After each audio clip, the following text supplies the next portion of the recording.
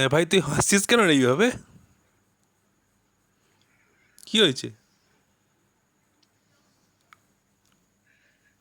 এখানে লেখা আছে কি বলতো, একটা খাঁচার ভেতর একটা বাঘ, তোমার বউ আর তোমার মা একসঙ্গে ঢুকে গেছে।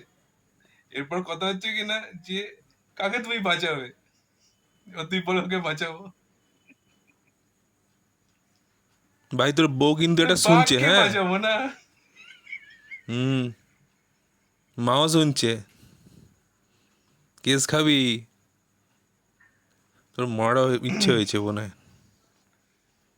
সত্যি এই ধরনের জোকস গুলো বানানো একদম ঠিক না, উল্টো পাল্টা না।